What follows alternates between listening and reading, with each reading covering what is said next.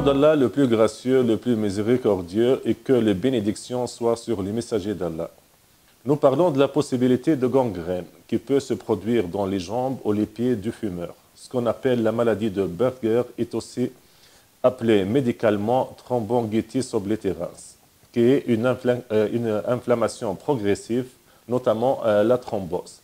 La thrombose se caractérise par la formation d'un caillot dans les vaisseaux sanguins des membres supérieurs et inférieurs.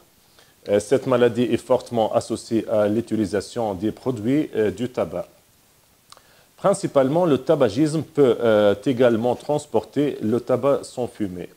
Auparavant, nous avons mentionné que les cigarettes contiennent 75 produits chimiques dont certains pénètrent dans les vaisseaux sanguins de l'organisme. Et cela n'est pas seulement l'avis des médecins, mais aussi les sociétés de fabrication de tabac des cigarettes le déclarent. Il s'agit du seul produit légalement en vente qui entraîne la mort lorsqu'il est utilisé exactement comme le prévoit le fabricant.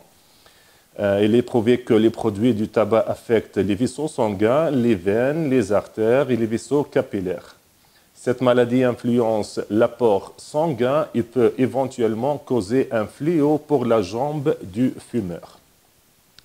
Avec l'ischémie aiguë des membres inférieurs et donc le gangrène, comme celui-ci, peut mener à l'amputation.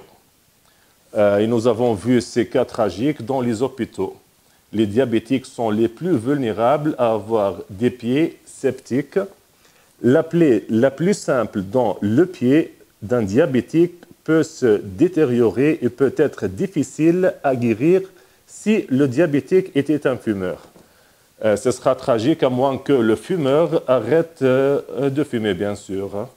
Les médecins et autres soignants donnent toujours des conseils aux fumeurs, surtout les patients diabétiques, pour arrêter de fumer. Tous les experts s'accordent pour affirmer que le nombre d'amputations peut être diminué en informant davantage les personnes diabétiques et en dépistant les personnes à risque.